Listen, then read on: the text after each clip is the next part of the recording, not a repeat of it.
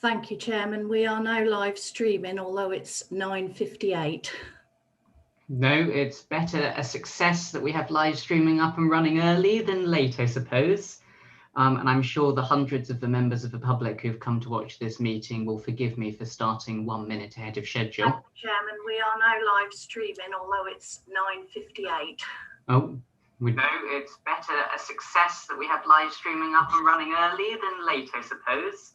And I'm sure the hundreds of the members of the public who've come to watch this meeting will forgive me for starting 1 minute ahead of schedule. Thank you, Chairman. We are now live streaming. Right, good. So we've done our bit of time travel. I have an extremely annoying voice. I do apologize to everyone for that. It's really awful listening to yourself, but nothing I can do, sorry. So we'll move on to item 1 then. So minutes of the last meeting. Do any councillors have comments on the minutes that they want to raise? Otherwise, I'm going to look for indications of approval. I see no comments. So all those in favour of approving those minutes, please show. Thank you. Anyone against? Seeing none. Any abstentions? Seeing none. Oh, Councillor Nairn, you're abstaining because you weren't here, presumably. That seems Correct. reasonable. Okay, so those are approved. Thank you very much. Item 2, apologies and substitutes. Julie or Ruth? Thank you, Chairman. Apologies from Councillor Dale, and we have Councillor Wilkinson as her substitute. Thank you very much. Chairman's announcements, I have none. Items of urgent business, I have none. Declarations of interest. Do any councillors wish to declare an interest in respect of the items on the agenda of this meeting? No. Excellent, thank you.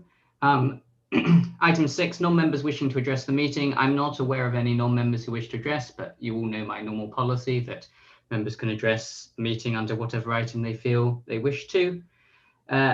Item 7 is the Q3 performance update led by Councillor Suggett. Sarah, how are you doing this today? I'll do a brief introduction if that's okay. Hand over to Ryan. Excellent, go ahead then. Thank you very much. Good morning, everybody. I'm pleased to bring to you all this morning the new look performance report for Q3. Whilst we continue to respond to the pandemic, performance monitoring across the council has been upheld throughout. The situation now means that the formal performance reporting at this committee can recommence. The biggest change to the performance report that members of the committee will notice is the change in format of the report itself. If members wish, Jason and Ryan are able to provide more in-depth reasoning around this change. However, the format has taken into account previous feedback given by the committee and has been agreed with the executive members. With regards to the indicators themselves, the report before you includes the majority of both key performance indicators and business intelligence indicators.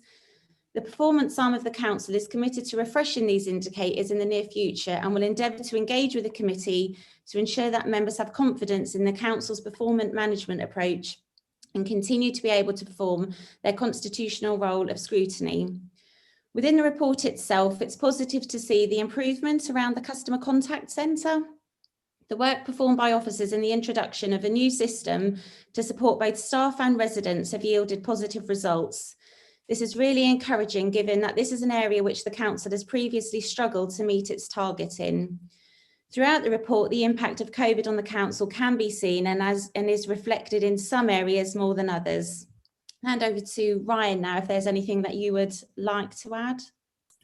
Lovely, thank you, Councillor Suggett. I'll just add a couple of bits. So obviously with the new format, what we've attempted to do is to show pre-COVID performance and performance for the last 2 quarters. So you're able to see any ongoing trends in relation to that. Obviously, as Councillor Suggett's mentioned, this is all against the backdrop of COVID. For that reason, we've not added in any new indicators or stuff like that, just because obviously it's something which is ongoing. It's important to contextualise, I think, the council's performance and how it's doing with regards to COVID-19. So, for example, in Q3, we took over 1,300 calls from businesses in relation to coronavirus. I think there are some positives in this report. As mentioned, the customer contact center, which is an area where we've struggled on those indicators before, is looking very promising. We've continued throughout COVID to hit our target in relation to missed bins, and equally in terms of recycling tonnage, I know we're up 176 tons already this year compared to last year. All I will add is, obviously, as always, I'll take as many questions as I can. There might be some technical questions I'm not able to answer, in which case I will engage with the service manager to get the committee written feedback. I would just like to point out and both thank the private sector housing manager and the strategic property manager, who have both come today in order to answer any technical questions you might have on those areas. And I'll hand back to the chairman. Thank you very much, Ryan. So members will notice, of course, that the format of the report has changed. If we could restrict our comments on format as much as possible, because we do sometimes get a little bit involved in the formatting of the report, and focus on the substantive matters at hand, that would be appreciated. Are there any members who wish to make a comment? Councillor Burt, then Councillor Kyber, then Councillor Martin. Tim. Thank you, Chairman. I'm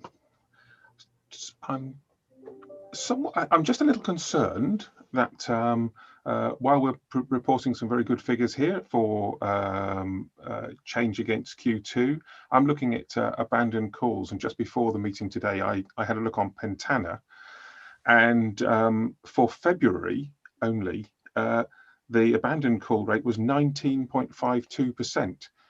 My concern is that we, by having these quarters respectively, we might actually be missing some fast-moving changes, and in this case, it's a change in the wrong direction, because that is for February, which is quite significant. I wonder if you've got any comments on that. Now, you know, we've had a vote on the average wait time before. The committee's decided not to have the real one, but I thought we were going to put something in the text of this to say exactly what we were measuring when we measured wait time, because obviously it does not include the time to get through all the menus and the telling you that we're recording conversations, etc. And I thought we were going to put that actually in the text. Thank and you. Oh, sorry, you carry on then. Yeah, I've got a couple of others. On page 12, 6.1, the carbon footprint. I wonder whether, Brian, you can talk to that one, please, because I'd like to know what the bounding parameters are as to what we're looking at when we're assessing a carbon footprint, because certainly the effect of residential waste has an impact on our carbon footprint, because I mean, if we can reduce that, if we can reduce the waste and increase the recycling, then actually that's a very positive thing for the council to be doing. But that definitely is something that had come up in the carbon audit report.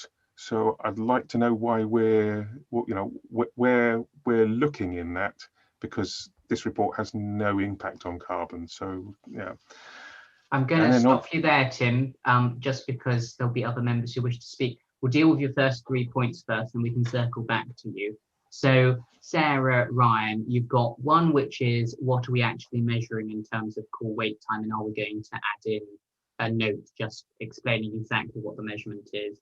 A second point around, have we got anything that sort of flags fast-moving changes in terms of performance across, well, presumably not just the customer contact center, but any of the key performance indicators we're measuring. And then the third point was around about how the carbon audit report and this report might interact, and whether we can be a lot more linked up in terms of the carbon impact of changes in performance. I leave it at your discretion to deal with them in whichever order you choose. Thank you, Chairman. Yeah, I can answer those. So in terms of the average wait time, I'll have to go back and check the minutes, Councillor Burt, just to make sure what was agreed and add that in. I do recall having that conversation, however, so apologies if that hasn't been carried through to this. In terms of the carbon footprint, I will talk to Greg Pearson about that afterwards. Previously, this is just how we've done it, but obviously with the carbon audit and stuff like that, maybe that's something which we can look at. There was another point. Oh, the abandonment rate. So on the abandonment rate, I haven't looked at the Pentana statistics because obviously we're looking at Q3 with this. The reason why stuff like that wouldn't be reported in this report is because those numbers would have only been uploaded to Pentana a couple of days ago. So I Sorry, obviously Ryan, wouldn't have just had no, you're quite right about that. We weren't expecting to see it in this report. I think Tim's question is more, so the report here shows retrospectively the trends that we're seeing in different key performance indicators. If you have a sudden change in those trends, like Pentana might have demonstrated for February for customer contact, and I haven't looked at the figures, but Tim has, do you have systems in place? And this may not even be a matter really for scrutiny, because we obviously look retrospectively, but do you have systems in place that you pick up those performance changes more quickly than, say, scrutiny does looking retrospectively? And I see Jason's indicated as well, so I don't know if you want to let Jason come in on that. Yeah, I'll let Jason come in on that. All I'd say is we do have obviously EMT and performance board, which both monitor stuff like this monthly. Obviously, I'll let Jason discuss it in more detail. Thanks, Ryan, and thanks, Mr. Chairman. It's less than a monthly thing. It's much more frequent. It's on a almost hourly, if not more frequent basis. The teams in the customer contact area that have the manager in place and the teams themselves, they're managing and monitoring that data on a minute by minute, hourly basis. So if there are peaks, they'll do what they can to revert and divert resources to help smooth that peak. But likewise, there might be something happening on that specific date or that week that means we know the volumes are going to jump. I don't know specifically what happened over that time frame or February specifically, but as Ryan alluded to, Councillor Burt, we can look at that and come back to you. It'll likely be the customer service manager that will come back to you with that detail, and I'm sure that would have been smoothed out as best of our ability. But we can do some investigation and come back to you. Thank you, Jason. Tim, one chance just to come back on any of those 3 points if you were unsatisfied with any of those responses. No, I will await the responses. I mean, the one about the response time in February, obviously, I think is something that perhaps we need to discuss more widely across the board. I've got one more question, which I'll come back to later, if I may. Great. Thank you very much, Tim. Robert. Thank you, Chairman. 2 questions. Page 14, the number of retweets at 395, that's sort of on average about 4 per day. Now we've got 40 odd members, at least half of whom I think are Twitter users. Can I encourage them to retweet the messages coming from Breckland, because that enables a much wider audience to be reached? Thank and you. Then on page 18, the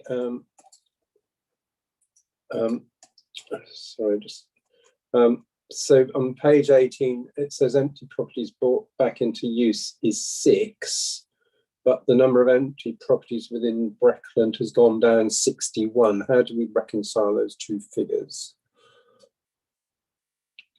Thank you. So I won't have you comment on the invocation to retweet, but if you could deal with the comment on empty properties, that would be good, Ryan. Thank you. Thank you. Yeah, so the difference between that is the empty properties brought back into use under key performance indicators relates to properties where we've had direct officer intervention. So that means that someone from our private sector housing team have been involved in trying to bring that property back into use, versus the empty properties within Breckland is calculated via council tax, I believe. So that's just why there's a difference in numbers. I'll endeavour in the future to make that clearer, either in the titles or the description for you, Councillor. Thank you. Thank you very much. Anything else, Robert? Not right now. Excellent. Ian, you're currently on mute.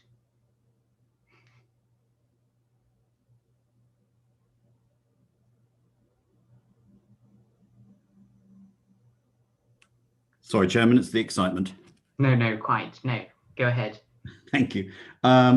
Just picking up on the customer engagement.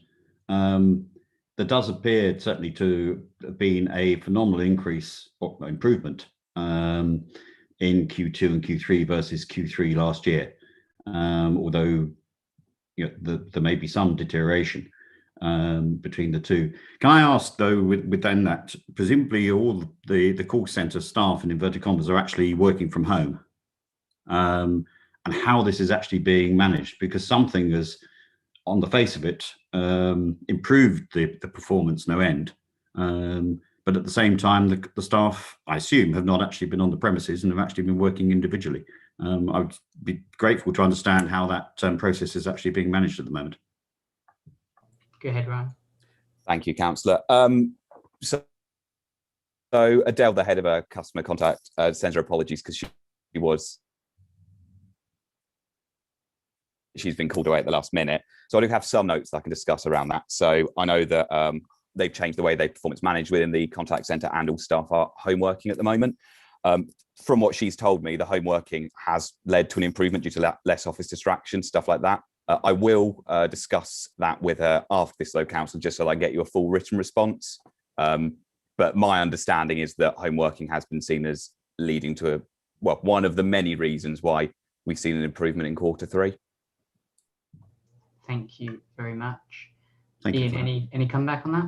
No, Mr. Chairman, there were two other quick questions, if I may. Yes, because although we've seen that sort of performance overall, when we're looking at staff illness and sickness, the things appear to be deteriorating. So there's a concern that maybe there are positives that are coming from home working, but there may also be issues in terms of supporting staff in terms of home working. The other question I was going to raise comes back to the empty properties. We do seem to be beating ourselves up on this one. Either we're not doing the right things to achieve bringing properties back into use, or we're setting targets too high or something, but we're not actually appearing to make a huge amount of progress on this. So that was my other question. Any issues or questions or any comments on that? Obviously, COVID hasn't helped things, but nonetheless, estate agents have been open. Workers are okay to go in to do trades and things. So question as to why we're not actually managing to bring more back into use. Thank you. Ryan, go ahead. Sorry, Councillor Webb, did you have a question? Oh, sorry. I saw you just waving your pen, but that's actually an indication to speak. Go ahead, Alison. Okay, thank you very much for that question, Ian. So obviously, COVID has had a big effect on the team. It's had effect on all the teams at Breckland. A lot of the private housing staff were actually seconded to help into emergencies, which hasn't helped the figures. And I'm going to be honest, it hasn't helped the figures at all. However, I honestly believe that the housing review that we're in the middle of doing, we've started, it's been approved, is going to lead to major changes about the way the work is done. The private housing team has been bolstered up significantly, which I believe will make a difference to these figures. I also have tasked the team to have a look at the figures, because I'm not absolutely sure that the target is correct, which we're looking at 100 properties. I'm not sure where that's come from. I don't believe we've ever got to 100 properties. So I want a review of the way the figures are done. I want to improve the actual way we do things.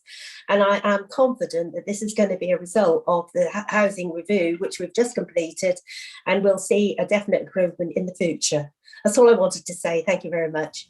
Thanks, Alison. Ryan, do you want to add any further comments? I won't, because I think Councillor Webb's covered that, well, basically everything I was going to say, essentially. All I will add just on the staff sickness area. So we have spoken to HR about that. Obviously, we have got the breakdown in there around stress and anxiety. I know it's something the team are really focused on. I know, speaking from personal experience with various members of the staffing base that I know, it's something which the HR team do take very seriously.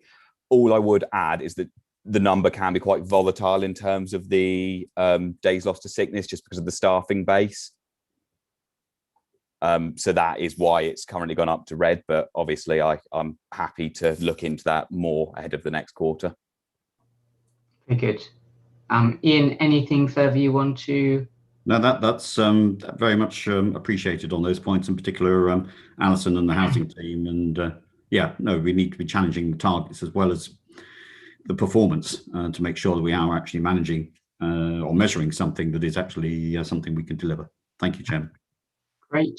I'm conscious we've been promised a number of written responses. I just wanted to make sure that we've got a note of those. Someone nod vociferously. That's excellent. Jolly good. Right, so has anyone else got any other points they want to raise? Oh, Terry, and then obviously I know Tim has a further point, and I'll wait to see if there are any other indications. Mike, are you back with us? Technologically, good stuff, excellent. Okay, Terry, go ahead then. Lovely. Thank you, Chairman. Thank you, Sarah and Ryan, for the report. I had a bit of time yesterday, remarkably. I was early for a Zoom meeting, so I was able to do a couple of notes. I managed to find the Q3 report for 17 and 18 and 18 and 19. So I was able to do a bit of analysis over the last 4 years for the same quarter.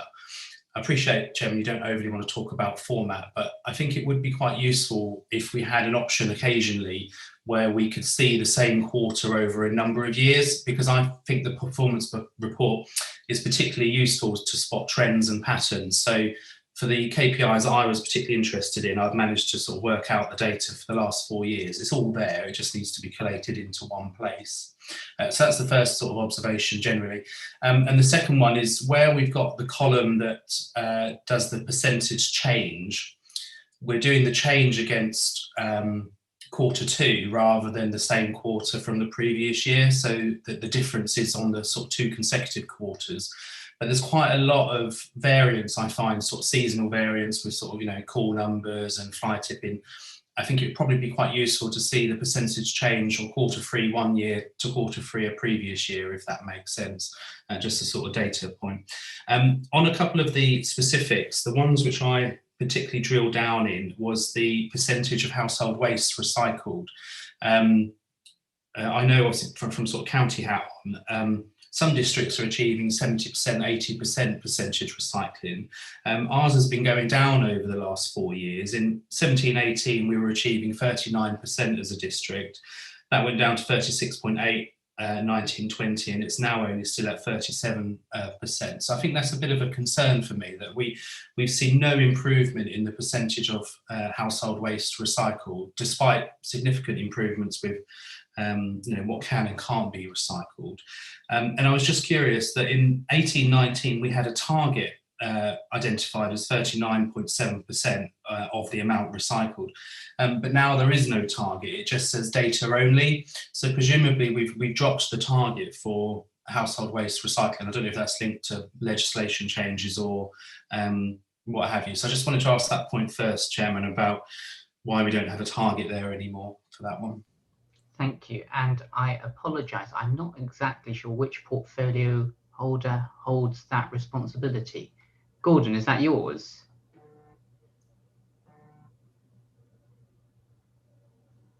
Sorry, Chairman. Yes, it is. I hadn't intended to speak. I don't have an answer for Terry at the moment.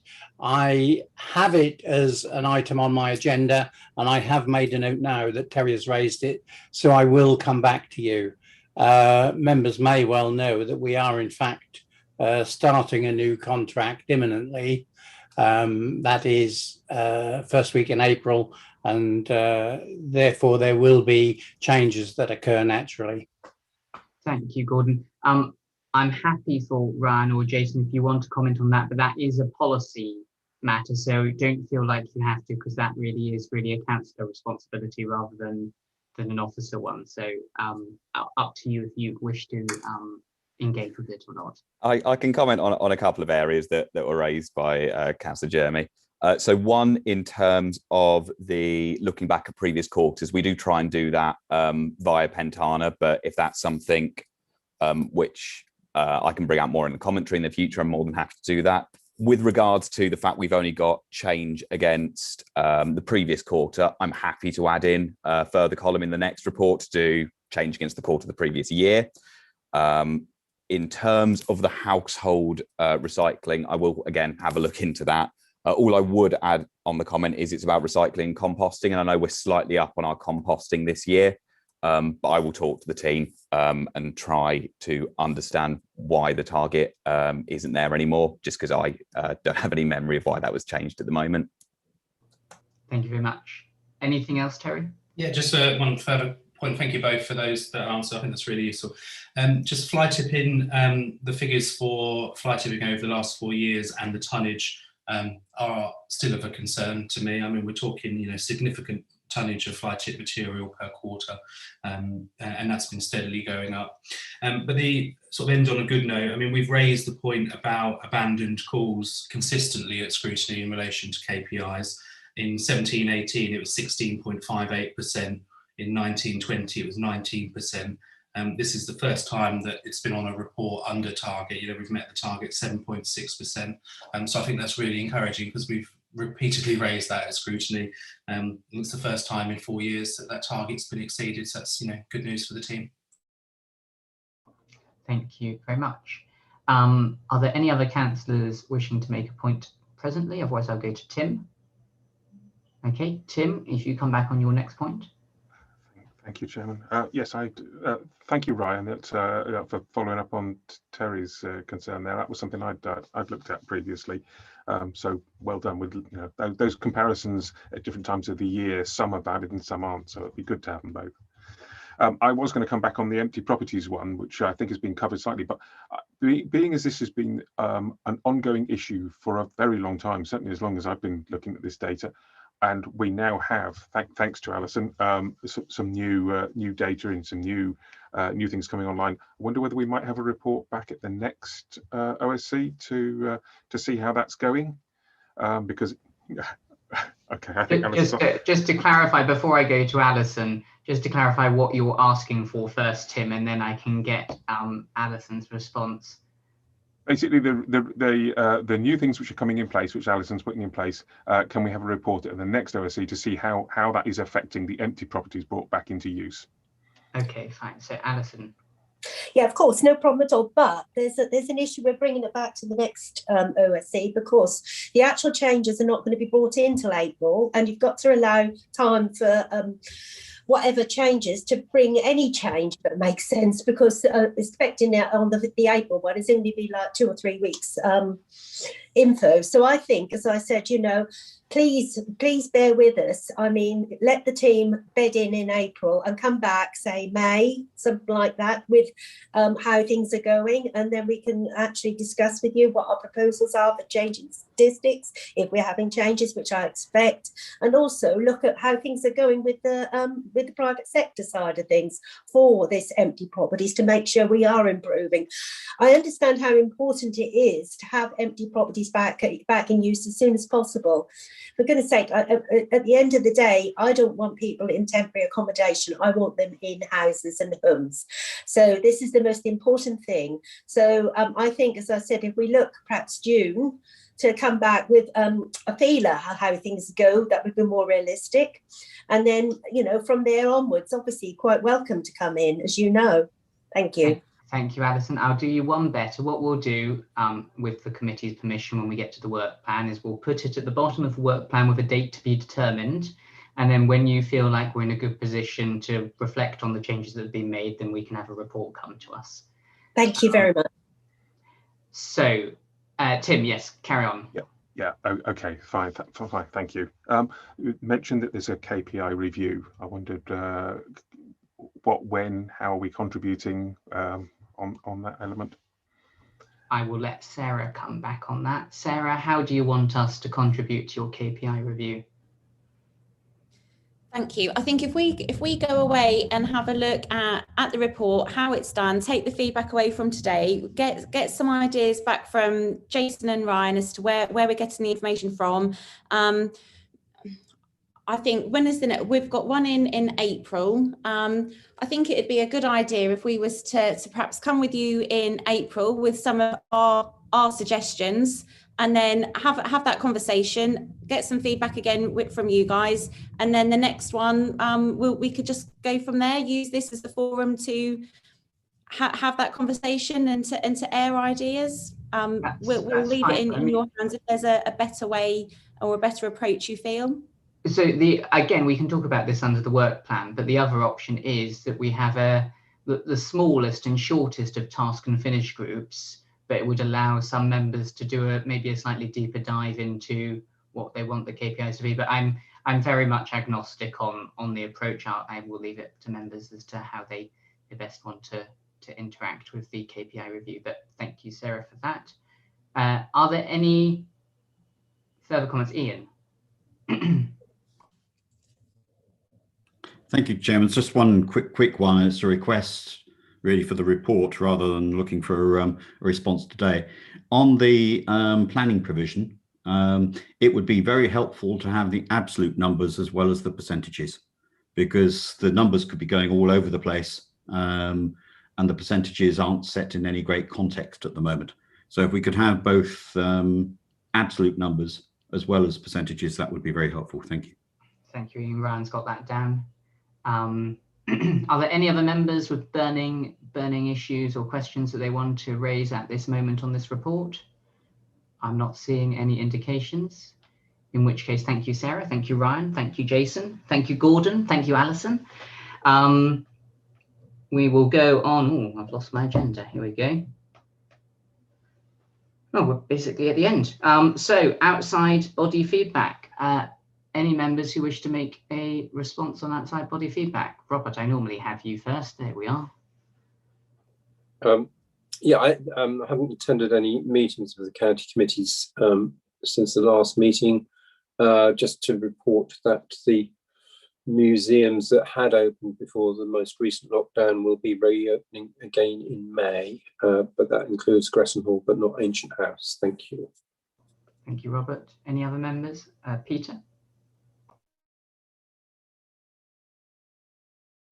Yeah, thank you, Mr. Chairman. Yeah, well, I've got the opportunity, as members are probably aware, that Brecon District Council are sponsoring, supporting and issued a grant for a mental health programme to be run by the Brecon Youth Advisory Board. I signed off the SLA 2 weeks ago, and that will be progressing from MAP as they employ a person to carry out this very important mental health programme, which is supporting families across Norfolk while they are waiting for positive results from the health providers. There's always a wait between diagnosis and treatment, and this programme is hopefully going to support those families. Thank you very much, Peter. Anyone else who wants to bring an item under this agenda section? Seeing none. Scrutiny call-ins, there are none currently that I'm aware of. Councillor call for actions, there are none currently that I'm aware. Sorry, Robert, you're indicating. Yeah, just on the next meeting about electric charging points, can we expand that slightly to understand how we find out where those are? You beat me to the punch. So item 10, there was nothing, and item 11, the work programme. So is it possible to include the electric charging points locations? I'm sure that will be possible. Would you mind making a note of that, Ruth, and we can make sure that that report reflects that? Yes, of course, Chair. Thank you. Thank you very much.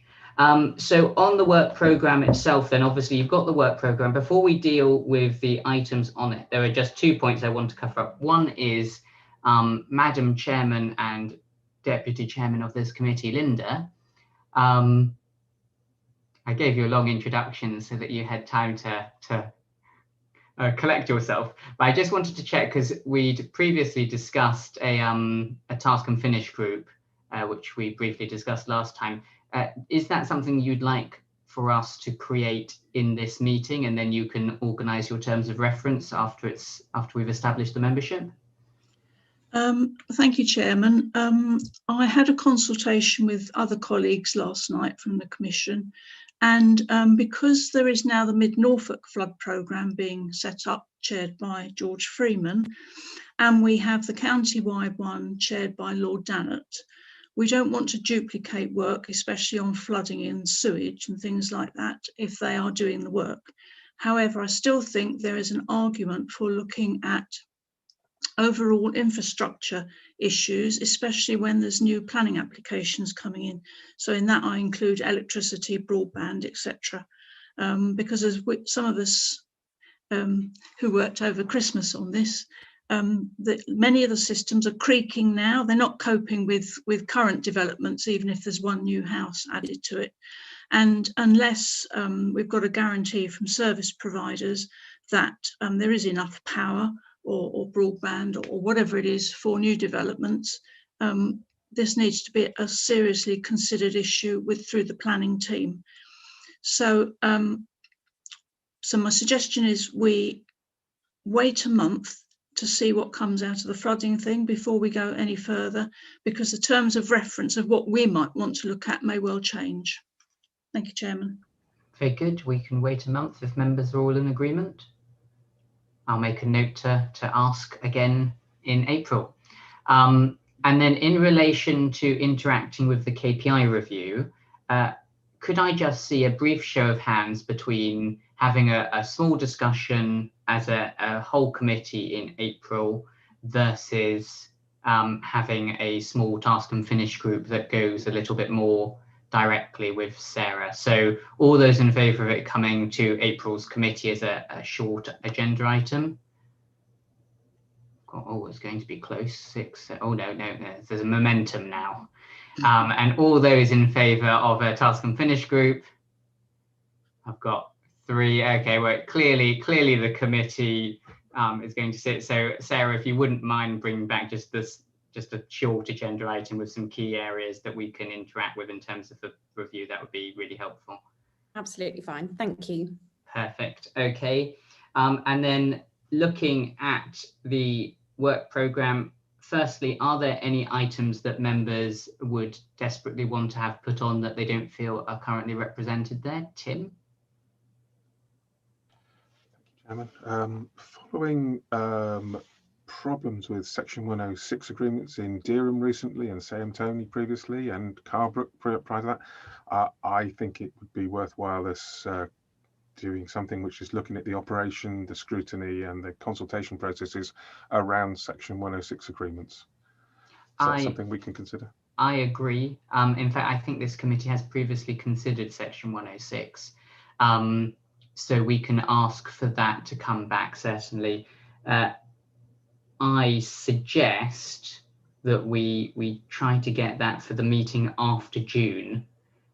Firstly, because I don't currently have anything on there for that meeting in July, but secondly, because I'm hoping by then we're going to be approaching normality from a COVID perspective, fingers crossed, at which point perhaps we'll be able to have the meeting in person. And I think that's a sufficiently detailed item that it might benefit from some physical presence. But again, I'm in the hands of members. I don't feel very strongly. If members disagree and would like it at a different time, then please vigorously indicate.